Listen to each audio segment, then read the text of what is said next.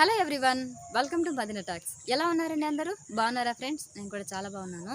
చాలామంది ఏంటంటే నరాల బలహీనం కారణంగా రాత్రిళ్ళ పూట యూరిన్ పాస్ చేయడాలు, వీర్యం అలాగే పడిపోవడాలు, ఆ వర్క్ చేయాలని ఎంత అనుకున్నా కూడా చేయలేకపోవడాలు, ఇంకా కాళ్ళు చేతులు వణకడాలు, నత్తిపోవడాలు, మాట తడబడటాలు ఇవన్నీ కూడా జరుగుతూ ఉంటాయన్నమాట. సో దీనికి కారణం ఏంటి అని తెలుసుకునేదానికంటే కూడా దీన్ని ఆపుకోవడం ఎలా అనేసి చాలామంది అనుకుంటూ ఉంటారు.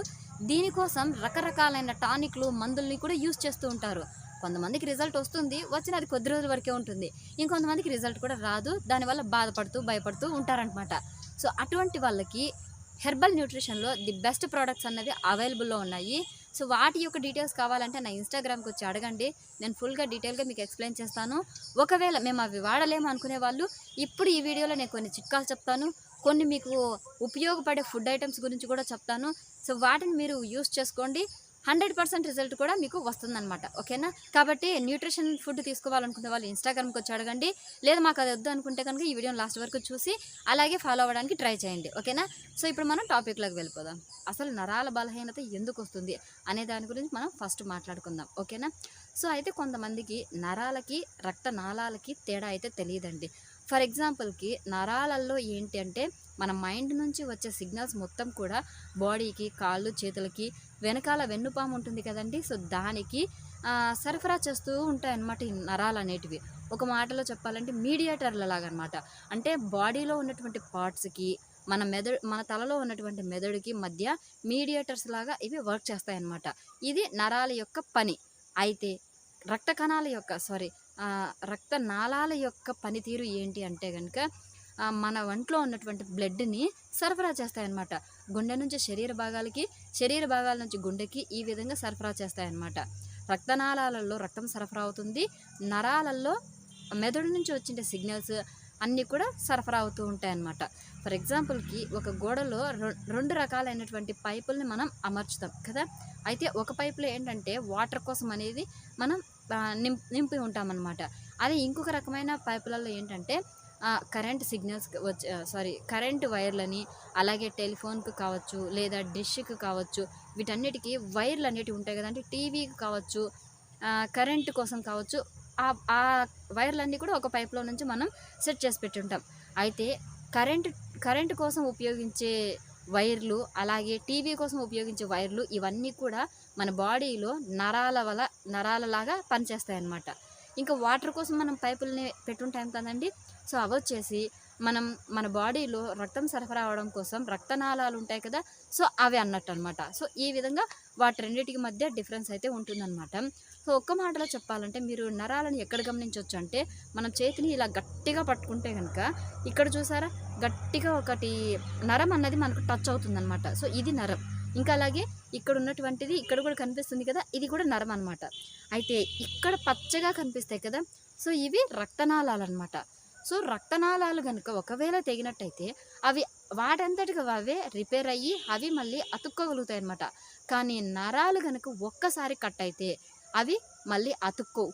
ఒకవేళ 3 mm కంటే కూడా తక్కువ కట్ అయినట్టయితే తిరిగి అవి అతికించగలం, అవే అతుక్కోగలుగుతాయి. అంతకు మించి ఎక్కువ కనుక కట్ అయినట్టయితే వాటిని అతికించడం అసాధ్యం. ఒక్కసారి కనుక నరాలు పుట్టినట్టయితే వాటి యొక్క జీవితం అన్నది మనం ప్రాణాలతో ఉన్నంత వరకు ఉంటాయన్నమాట. మధ్యలో అవి చనిపోవడాలు కానీ, వాటి ప్లేస్లో కొత్తవి పుట్టడం లాంటివి కానీ అస్సలు జరగదన్నమాట. అయితే ఇంత స్ట్రాంగ్గా ఉన్నటువంటి నరాలకి మనంతకు మనమే కొన్ని రకాలైన చెడ్డ పనులను చేస్తున్నాం అనమాట, కొన్ని రకాలైన కీడు చేస్తున్నాం అనమాట. ఫర్ ఎగ్జాంపుల్కి ఏంటంటే షుగర్ వ్యాధి ఎవరికైతే ఉంటుందో వాళ్ళకి ఈ నరాలు మంటలు పుడతాయి. ఇంకా అలాగే డయాబెటీస్తో ఎవరైతే ఉంటారో వాళ్ళకి కూడా ఈ నరాలు అన్నవి మంటలు పుడతాయి అన్నమాట. సో ఇప్పుడు మనం ఆవకాయలో కనుక చెయ్యి పెట్టి బాగా అలా కలిపేసిన తర్వాత మనం సోప్ వేసేసి చెయ్యి మొత్తం కూడా కడిగేస్తాం. అయినప్పటికీ కూడా 10 నిమిషాల పాటు ఆ మంట అన్నది పోదు కదా. సో అప్పుడు ఏ విధంగా అయితే మంట ఉంటుందో అదే విధంగా షుగర్ వ్యాధి ఉన్న వాళ్ళకి, డయాబెటీస్ ఉన్న వాళ్ళకి ఈ నరాలన్నీ కూడా మంట పెడుతూ ఉంటాయన్నమాట. సో ఎందుకంటే వాళ్ళ యొక్క బ్లడ్లో షుగర్ లెవెల్స్ అనేవి పెరిగిపోవడం కారణంగా ఈ మంట అనేది వస్తుందన్నమాట. ఎందుకు అంటే కనుక నరాలన్నిటికీ కూడా వాటి యొక్క పైభాగాన మైలిన్ షీట్ అనే ఒక పొర ఉంటుందండి. ఈ పొర యొక్క పని ఏంటంటే నరాలను ఆరోగ్యవంతంగా ఉంచుతుందన్నమాట. అంటే ఇప్పుడు కరెంటు వైర్కి లోపల ఒక వైర్ ఉంటుంది, పైన ఒకటి బ్లాక్ కలర్‌లో కానీ, రెడ్ కలర్‌లో కానీ అలా ఉంటాయి కదా! సో, ఆ కలర్‌లో ఉన్నటువంటి లేయర్ ఏదైతే ఉందో అది లేకపోతే మనకి ఏ విధంగా అయితే షాక్ కొడుతుందో, సో, అది కరెంట్ కరెక్ట్‌గా పాస్ అవ్వడానికి ఆ పైన ఉన్నటువంటి లేయర్ ఏ విధంగా అయితే ఉపయోగపడుతుందో, సేమ్ మన బాడీలో కూడా ఈ నరాల పైన ఉన్నటువంటి మైలిన్ షీట్ అన్నది మన మెదడు నుంచి వచ్చే సిగ్నల్ అటు ఇటు పోకుండా ఆ మైలిన్ షీట్ అన్నది కాపాడుతుందనమాట. ఇప్పుడు ఫర్ ఎగ్జాంపుల్‌కి మన చేతులకి చీమ కుట్టిందనుకోండి. సో, ఇంకో చేత్తో దాన్ని ఇటు తోసేసేయి అని చెప్పడమో, లేకపోతే దాన్ని ఇటు నలిపేసేయి అని చెప్పడమో, లేదా అక్కడి నుంచి మన చేతిని వెనక్కి తీసుకోవటమో, లాంటి పనులు మనకి ఎవరు చెప్తారు? మన మెదడు మనకు చెప్తుంది. సో, అది కరెక్ట్‌గా మనం చేయాలంటే ఆ సిగ్నల్ అన్నది మన నరాల గుండా మనకి ఇక్కడి వరకు ప్రవహించాలనమాట. సో, అలా ప్రవహించడానికి ఉపయోగపడేదే మైలిన్ షీట్. ఒకవేళ గనుక ఈ మైలిన్ షీట్ గనుక సరిగ్గా లేకపోతే కాళ్ళు చేయాల్సిన పనులు చేతులు చేస్తాయి. చేతులు చేయాల్సిన పనులు మూతి, ముక్కు ఇలా చేయాల్సొస్తుందనమాట. సో, ఎట్లా పడితే అట్లా పనులు జరుగుతాయన్నమాట. ఒక్కొక్కసారి జరగకుండా పోవచ్చు. సో, ఇలా అది ఉపయోగపడుతుందనమాట. అయితే మనము కొన్ని అలవాట్ల వల్ల ఈ మైలిన్ షీట్ అన్నది మన బాడీలో ఆహ్, ఏమంటారు చెడిపోతుందనమాట. అది దెబ్బతింటుందనమాట. ఏ విధంగా అయితే వాతావరణంలో ఉన్నటువంటి ఓజోన్ పొర దెబ్బతింటే సూర్యకిరణాలు అన్నవి డైరెక్ట్‌గా మన మీద పడి మనకు రోగాలొస్తాయో, సేమ్ అదే విధంగా మన బాడీలో ఉన్నటువంటి నరాలకి మైలిన్ షీట్ అనేది దెబ్బతినిందనుకోండి, ఆ తర్వాత అందులో సరఫరా అయ్యే వార్తలు ఏవైతే ఉన్నాయో అవి సరిగ్గా మన బాడీ పార్ట్స్‌కి అందవు. దాని కారణంగా ఏంటంటే మన బాడీ అన్నది సరిగ్గా వర్క్ చేయలేదనమాట. అది కాళ్ళు చేతులే కావచ్చు, ఇంకా కడుపు, వీపు కావచ్చు, లేదా మన మాటే కావచ్చు, లేదా మన యొక్క పర్సనల్ పార్ట్స్ అయినా కావచ్చనమాట. సో, అయితే కొన్ని సార్లు మన కాళ్ళు, చేతుల నుంచి వచ్చే ఏదైనా చీమ కుట్టడం కానీ, గిన్నె కాలడం కానీ, ఇలాంటి పనులు జరిగినప్పుడు అది ఆ నొప్పి అనేది డైరెక్ట్‌గా మన వెన్నుపాముకెళ్తుంది. అయితే అక్కడి నుంచి మెదడు వరకు వెళ్ళాలంటే లేట్ అవుతుంది కాబట్టి, ఆ వెన్నుపామే నరాలకి ఒక జడ్జ్‌మెంట్ అనేది ఇచ్చేస్తుందనమాట. నువ్విప్పుడు వెనక్కెళ్ళాలి.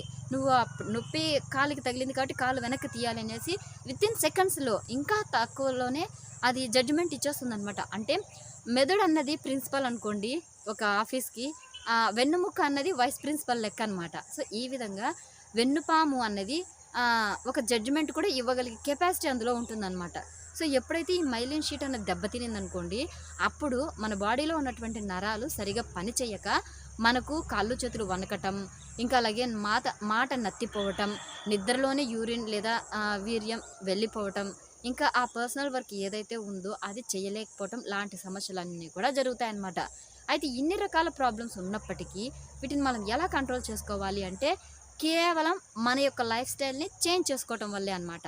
సో, మన లైఫ్ స్టైల్ గనుక చేంజ్ చేసుకున్నామనుకోండి, ఖచ్చితంగా మన బాడీలో ఉన్నటువంటి నరాలే కాదు, రక్తనాళాలతో సహా మన బాడీలో ఉన్నటువంటి బ్యాడ్ కొలెస్ట్రాల్‌తో సహా అవి బయటకెళ్ళిపోయి మన బాడీ కూడా మంచిగా ఉంటుందన్నమాట. టోటల్ బాడీ రిపేర్ అయ్యేటట్టు మనం చేసుకోగలుగుతాం. అయితే మన బాడీలో ఉన్నటువంటి ఈ రిపేర్ జరగాలి అంటే మనం చేయాల్సిన పని ఏంటంటే మన యొక్క లైఫ్ స్టైల్‌ని చేంజ్ చేసుకోవడమే అనమాట. ఏ విధంగా చేంజ్ చేసుకోవాలి? ఇప్పుడున్నటువంటి జనాలు చాలామంది డ్రింకింగ్‌కి అలవాటు పడిపోతున్నారు. దాని కారణంగా రకరకాలైన రోగాలు వస్తున్నాయన్నమాట. కొంతమంది అప్పుడప్పుడు తాగుతూ ఉంటారు కదా! అటువంటి వాళ్ళకి ఏమీ కాదు. కానీ కొంతమంది రోజుకు 3, 4 సార్లు అదే తాగుతూ ఉంటారు. దాన్నే ఇంకా పర్మనెంట్‌గా చేసేసి ఉంటారనమాట. ఏ ఫుడ్ తీసుకుంటే అదే తాగడము, ఏదో ఆకలైనప్పుడు ఒక 2, 3 మెతుకులు తినటము, మళ్ళీ అదే తాగటం అలా ఉంటారు కదా! సో, అలాంటి వాళ్ళకి ఈ నరాలన్నవి చాలా బలహీనంగా తయారైపోయి ఉంటాయన్నమాట. సో, నరాలు బలపడాలి అంటే ఫస్ట్ ఆఫ్ ఆల్ మనం తీసుకోవాల్సింది తవుడనమాట. సో, ఈ తవుడు తినడం అన్నది చాలా వరకు కష్టం. బట్ తినడానికైతే టేస్టీ కొంచెం బానే ఉంటుంది. బట్ డైరెక్ట్‌గా ఈ తవుడుని తినాలంటే చాలా వరకు కష్టపడతారనమాట. కాబట్టి మీరు షాపులల్లోకి వెళ్ళేసి తవుడుని అంటే ఇప్పుడు బియ్యం మనము పాలిష్ పట్టించుకొని వచ్చి తెచ్చుకొని తింటామనమాట. సో, దాంట్లో ఏముండదు. కానీ మనం అది తింటాం. ఎందుకు? మన ఆకలి చంపుకోవడం కోసం, ఆకలి తీర్చుకోవడం కోసం. కానీ మన బాడీకి కావాల్సిన విటమిన్స్ కానీ, హార్మోన్స్ కానీ ఏవి అందులో ఉండవనమాట. కాబట్టి మీరు తవుడుని తెచ్చుకునేసి రోజుకు 100 గ్రాముల లెక్కన గనక తిన్నారంటేనా మీకున్నటువంటి ఈ ప్రాబ్లమ్ అనేది క్లియర్ అవుతుంది. ఇంకా అలాగే పుట్టగొడుగులు, అలాగే పాలకూర ఇవి రెండింటిని గనక మీరు ఫుల్‌గా తిన్నట్టయితే మంచిగా మీకు ఈ విటమిన్ బి విటమిన్ ఇంకా అలాగే మంచిగా ఈ పుట్టగొడుగులు కానీ, పాలకూరను గానీ తిన్నట్టయితే మీకు విటమిన్ బి1, బి6 ఇలాంటివన్నీ కూడా బాగా అంది మీకున్నటువంటి ఈ నరాల బలహీనత సమస్య అన్నది క్లియర్ అయిపోయి మీ నరాలు బలంగా తయారవుతాయన్నమాట. సో, దాని తర్వాత మీరు భోజనం చేసిన తర్వాత ఒక స్వీట్ లాంటిది తినాలన్నమాట. అది కూడా ఏమంటారు నువ్వులు ఉంటాయి కదండి, నల్ల నువ్వులు. వీటిని కనుక మీరు తిన్నట్టయితే, అది కూడా బెల్లంలో కలుపుకొనేసి ఒక ఉండలాగా చేసుకొని తిన్నట్టయితే కనుక మీకు కావాల్సిన విటమిన్స్ అన్నీ కూడా అందులో దొరుకుతాయి, పుష్కలంగా దొరుకుతాయి అన్నమాట. సో మీ బాడీ మొత్తం రిపేర్ అవుతుంది. దాంతోపాటు తవుడిని మీరు డైరెక్ట్గా తినాలంటే తినలేరు. సో అటువంటి వాళ్ళకి ఏంటంటే ఒక చిన్న చిట్కా చెప్తాను, ఫాలో అవ్వండి. రోజుకి 100 గ్రాములు అని చెప్పాను కదా, దాన్ని ఒక కప్పులో తీసుకొని పక్కన పెట్టుకోండి. ఆ తర్వాత మొలకెత్తిన గింజల్ని పక్కన పెట్టుకునేసేయండి. ఒక 4-5 రకాలు లేదా 2-3 రకాలైనా ఓకే. సో వీటిల్లో ఈ తవుడిని మిక్స్ చేసుకునేసి స్పూన్తో కనుక తిన్నారంటేనే ఈజీగా తినగలుగుతారనమాట. సో 1-2 రోజులు కష్టంగానే ఉంటుంది, అలవాటైతే ఆ తర్వాత మీరే ఈజీగా తినేస్తారు. ఓకేనా. సో ఇది మరీ కష్టంగా ఉందనుకోండి, వేయించుకునేసి ఇంకా ఇవి ఉంటాయి కదండి, నువ్వులు ఉంటాయి కదా. సో ఈ నువ్వుల్ని మీరు ఉండలు చేస్తారు కదా, సో ఆ ఉండలు చేసేటప్పుడు ఈ తవుడిని కూడా అందులో కలిపేసేయండి. సో అలా కలిపినప్పుడు ఈజీగా మీరు తినగలుగుతారనమాట. ఒకవేళ మీకు ఇంకా కష్టంగా ఉంటే కనుక మీ ఇంట్లో ఇడ్లీలు కానీ రైస్ కానీ చేస్తూ ఉంటారు, మ్యాక్సిమం ఇలా కూడా ట్రై చేయండి, మీకు మేబీ మీకు నచ్చచ్చు అనమాట. ఓకేనా. సో ఇడ్లీ చేసేటప్పుడు ఆ ఇడ్లీ పిండిలో ఈ ఏమంటారు ఈ తవుడిని కూడా మిక్స్ చేసేసి వేసుకోండి. ఇడ్లీ తిన్నట్టు ఉంటుంది, తవుడిని తిన్నట్టు కూడా ఉంటుంది అనమాట. ఓకేనా. సో మ్యాక్సిమం ఈ తవుడు ఎందుకు మనకు ఉపయోగపడుతుందంటే ఫైబర్ ఎక్కువగా అందులో ఉంటుందండి. సో దానివల్ల మనకు నరాలన్నీ కూడా బలపడతాయి అన్నమాట. సో నరాల వీక్నెస్ వల్ల చాలామంది చాలా రకాలైన ఇబ్బందులు పడతారనమాట. సో చిన్న వయసులోనే ఆ ప్రాబ్లమ్స్ అన్నిటిని కూడా ఫేస్ చేస్తూ ఉంటారు. సో ఈ ప్రాబ్లం అన్నది ఫుల్ఫిల్ అవ్వాలంటే, ఐ మీన్ మీకు లైఫ్ టైం ఉండకుండా తొందరగా క్లియర్ అయిపోయి మీరు హెల్తీగా ఉండాలంటే తవుడు, అలాగే పుట్టగొడుగులు, ఈ పాలకూర ఇవంతా కూడా చాలా బాగా ఉపయోగపడతాయి. సో విటమిన్ B1, B6 ఇవి 2 తక్కువ అయిపోవడం కారణంగా మీకు మ్యాక్సిమం నరాలు బలహీనంగా తయారైపోతాయి.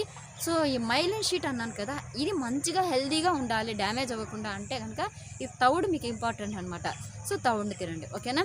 సో మీకు ఫస్ట్లో చెప్పాను కదా, ఇవన్నీ మీకు ఒకవేళ చేత కాలేదు, మీరు తినడం లేదు, ఏదైనా ఒక ప్రోడక్ట్ యూస్ చేయాలి అనుకుంటే హెర్బల్ లైఫ్లో ఈ నరాల వీక్నెస్ కోసం ఒక మంచి ప్రోడక్ట్ అన్నది అవైలబుల్లో ఉందండి. ఆ ప్రోడక్ట్ కనుక మీరు తీసుకుంటే ఈ నరాల బలహీనతే కాకుండా మీ టోటల్ బాడీని రిపేర్ చేయగలిగే కెపాసిటీ అందులో ఉందన్నమాట. కాబట్టి ఎవరైనా సరే హెర్బల్ న్యూట్రిషన్ ఫుడ్ని కనుక తీసుకోవాలి అనుకుంటే నా ఇన్స్టాగ్రామ్కి వచ్చి అడగండి, నేను దాని యొక్క ఫుల్ డీటెయిల్స్ మీకు ఎక్స్ప్లెయిన్ చేస్తాను. వీలుంటే కనుక తీసుకొని వాడండి. ఆ తర్వాత బెస్ట్ రిజల్ట్స్ని మీరు వితిన్ 1 మంత్లోనే గమనించవచ్చు, ఇంకా 10 డేస్లో కూడా గమనించవచ్చు అనమాట. సో ఆ తర్వాత మీరే ఆశ్చర్యపోతారనమాట, ఇంత మంచి రిజల్ట్ వస్తుంది అనుకోలేదు, తెలిసింటే కనుక ముందే యూస్ చేసేవాళ్ళమే అనేసి అనుకుంటారనమాట. ఓకేనా. సో ఇది గైస్ ఇవాల్టి వీడియో. ఈ వీడియో కనుక మీకు నచ్చినట్టయితే లైక్ చేయండి, షేర్ చేయండి. ఇలాంటి మరిన్ని యూస్ఫుల్ అండ్ ఇంట్రెస్టింగ్ టాపిక్స్ కోసం మన ఛానల్ ఇప్పుడే సబ్స్క్రైబ్ చేసుకోండి. Thanks for the watching. Bye అండి, టేక్ కేర్.